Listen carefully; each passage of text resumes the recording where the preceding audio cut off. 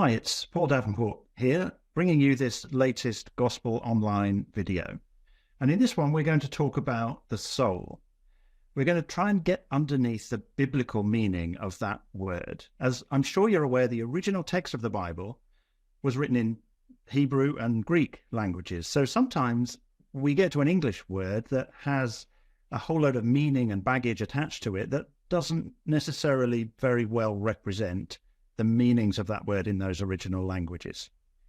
Now, to most people, the English word soul means an immaterial part of a person. But that idea, as we shall see, comes not from the Bible, but from Greek philosophy. And in particular, the ideas of Plato. And he expressed a sort of a dualistic view in which a soul is separate from the body, it's trapped in the body, and then it's released at death. And you can see how that is similar to what many Christians might think of as the soul. And so for Christians who really start exploring their faith, and in particular the biblical basis for what they believe, this subject of the soul is really one of the big subjects to grapple with and to get to a good biblical understanding of what the Bible means by the soul. And that might need deconstructing some assumptions that you hold, and that can be hard. And so we're going to start with those original languages. So let's start with the Hebrew. And in Hebrew, when we read soul in our English Bibles, it's the Hebrew word nephesh, and that appears loads of times in the Old Testament, 728 times. It's in 31 of the 39 books of the Old Testament. Often it's not translated soul. And when we look up the meaning of that word in a Bible dictionary, a lexicon, it starts off with a basic meaning that it's to do with the throat or the neck or breathing. And then by extension, it means something that is a living, breathing creature, and therefore people or a living person. And sometimes it's translated as a dead person, a dead soul.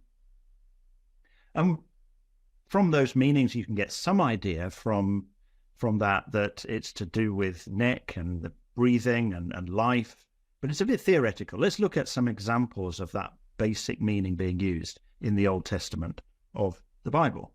So the psalmist in Psalm 69, when he's in a particularly difficult situation, talks about feeling as though the waters are up to his neck, and he's about to die, like he's drowning. So that word neck is this word nephesh. And when the family of Jacob is coming down to Egypt at the beginning of the book of Exodus, it's 70 persons, and that word is the word nephesh. In the law of Moses, in the book of Leviticus, when the priests are told not to touch any dead bodies, that's the word nephesh. And perhaps a really well-known use of this word is in the opening chapters of the Bible, in Genesis chapter 2, where we read that the Lord God formed the man of dust from the ground and breathed into his nostrils the breath of life, and the man became a living creature. And that word creature is, in some English translations, it's soul, but this is the English Standard Version, and it's a living creature, and that's this word nephesh. And actually, we find in the same chapter, Genesis chapter 2, just a bit later in verse 19, all the animals are described as every living creature, and that's the same word. So it just means these are breathing things that are living. So that basic meaning of the word nephesh in the Old Testament, in the Hebrew, doesn't at all mean anything like an immaterial part of a person, but it's actually more talking about the whole creature or the whole person. So now let's look at the Greek and see if we get the same there. In the Greek, in the New Testament, it's the word psyche that is translated soul. And that appears 106 times and has meanings, again, to do with life or the mind or thoughts or feelings, a being, a person. Same kind of meanings, perhaps not with the same roots to do with the throat or the neck, but it ends up in the same place as this Hebrew word nephesh, a living person.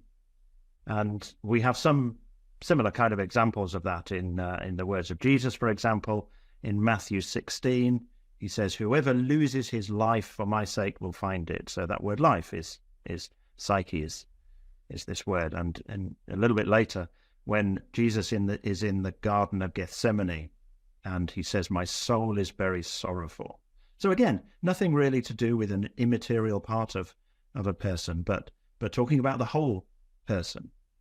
And you may well think that perhaps in the New Testament, the idea develops a bit more and things change. You might be aware of Jesus' comment in Matthew chapter 10, where he says, "Do not fear those who kill the body but cannot kill the soul." And you might think, well, there it is. It's something separate that lives on when the body is dead. But let's just finish off the verse, the phrase that Jesus said. He said, "Do not fear those who kill the body but cannot kill the soul. Rather fear him who can destroy both soul and body in hell or the grave." So notice that it says it's actually be afraid of the situation where both body and soul, the whole person, is destroyed, can die. And they are both destroyed in the same way, in the grave. And we'll come back to that phrase of Jesus and perhaps explain a little bit more about what he might have meant there. But this meaning of soul, whether it's Old Testament or New Testament, whether it's nephesh or psyche, is so different from that common conception in Christianity of the immortal soul. So how did this idea of the immortal soul become Christian teaching? Well, as I mentioned earlier, it was through the influence of Greek philosophy, particularly Plato, which found its way into church teaching through the non-Jewish church fathers, the Latin fathers. For example, Tertullian in the 2nd century, he wrote a treatise on the soul, and I'll just take one sentence from it when he says, "Some things are known even by nature. The immortality of the soul, for instance, is held by many. I will use, therefore, the opinion of Plato when asserting every soul is immortal." And so he's quite open and saying, I get this idea from Plato, and I'm going to bring it into my thinking about Christianity and Christian teaching. But when we look at more recent theological and modern theological writers on this, they confirm that this is an idea that came from Greek philosophy, not from the Bible. So from the 20th century, from the middle of the 20th century, 1944, William Temple, who was Archbishop of Canterbury, wrote a report about the state of Christianity in England. And here's one paragraph from that report. He said, commenting on what people believed, "Man is not immortal by nature," he says. "All right, but he is capable of immortality, and there is offered to him resurrection from the dead, and life eternal if he will receive it from God and on God's terms. One thing we can say with confidence," he says, "everlasting torment is to be ruled out. If men had not imported the Greek and unbiblical notion of the natural indestruction of the individual soul, the immortal soul, and then read the New Testament with that already in their minds, they would have drawn from it a belief not in everlasting torment, but in annihilation." So that's the Archbishop of Canterbury in 1944. Coming a bit more recent into the 21st century, we have people like Tim Mackey, Professor Tim Mackey, who produced a lot of the Bible Project material. He says about this word soul, he says, "The English word soul comes with lots of baggage from ancient Greek philosophy. It's the idea that the soul is a non-physical, immortal essence of a person that's contained or trapped in their body to be released at death. It's a ghost in the machine kind of idea. This notion," he says, "is totally foreign to the Bible. It's not at all what nephesh means in biblical Hebrew." And along a similar vein, Tom Wright, in his book Surprised by Hope, says this, asking the question, do we have immortal souls? And if so, what are they? Again, much Christian and sub-Christian tradition has assumed that we all do indeed have souls that need saving, that the soul, if saved, will be part of us that goes to heaven when we die. All this, however, finds minimal support in the New Testament, including the teaching of Jesus, where the soul, though rare, reflects, when it does occur, underlying Hebrew or Aramaic words that refer not to a disembodied entity hidden within the outer shell of the disposable body, but rather to what we would call the whole person or personality. And then just a final quote from the New Catholic Reporter, from a Catholic magazine, newspaper, in an article entitled, "It's Time for Christianity to Re-emphasize the Resurrection of the Body." And I'll just take just a couple of sentences from that article where it says, "To the surprise of some of its adherents, Christianity does not teach that each of us has an immortal soul. That instead is an old Greek idea, one that from time to time has weaseled its way into Christian thinking." So, when we consider this in the New Testament, though, we still have Paul saying things like that he will be with Jesus when he dies. So you may well be aware of his statement, the statement of the Apostle Paul in Philippians chapter 1, where he says, "I am hard pressed between the two. My desire is to depart and be with Christ, for that is far better, but to remain in the flesh is more necessary on your account." So it sounds a little bit like Paul is saying, on the one hand, I desire to just depart, to die, and then I'll be with Christ. But actually he says it would be better for people if he stayed alive with them, teaching, building the churches with them for a little longer. And so the assumption is that Paul is talking about there being with Christ as soon as he's died, at the instant after he died, and that some part of him goes to be with Christ. Well, there is no evidence really in that statement that Paul meant it would be immediate. And actually, when we read it in the context of what Paul says in this letter, so in Philippians in chapter 3, a little later in the letter, he says that he may know Jesus and the power of his resurrection and may share his sufferings, becoming like him in his death, that by any means possible I may attain the resurrection from the dead. So when he talks explicitly about the hope that he's looking for, it's the resurrection from the dead. It isn't the departure of some immaterial part of him to be with Christ. It is resurrection from the dead.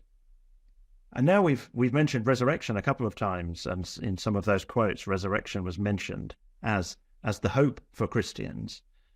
Perhaps if we just think about what that might require, what does it mean for a person to be raised from the dead and recreated? If that's going to happen, then God and Jesus, they must know you as a person and be able to recreate you as you were as a person. And so perhaps that's what Jesus meant when he said, don't fear the body dying, but not the soul. You know, who we are as a person can live on in God's memory, as it were, ready to be recreated at the time of resurrection. So perhaps that adds a little bit of color to what Jesus might have meant when he talked about the body and the soul in that way. And so perhaps also you can see why getting underneath the biblical understanding of this word soul really is the start of a journey of biblical understanding. It has implications, doesn't it? If we really do accept that the soul, when the Bible talks about it, isn't some immaterial part of us that is immortal and lives on, but is just us as a person, and it has all sorts of implications, doesn't it? Then there is no soul that goes to heaven. There is no soul that goes to hell. It changes the way we should think about what the Bible tells us about the kingdom of God and where that is and what our nature is as human beings, and connected with that, really importantly, what Jesus' nature was. And a whole load of those kind of things start to unravel once we've accepted the biblical understanding of the word soul. And that can be hard, but it is possible to put those pieces back together. And many of these videos, these Gospel Online videos, will help you do that with different subjects. It is possible to put the pieces back together into a more complete and fulfilling set of ideas, which are inspiring and motivating for life and based on a rational and thoroughly biblical hope for resurrection. Thanks for watching.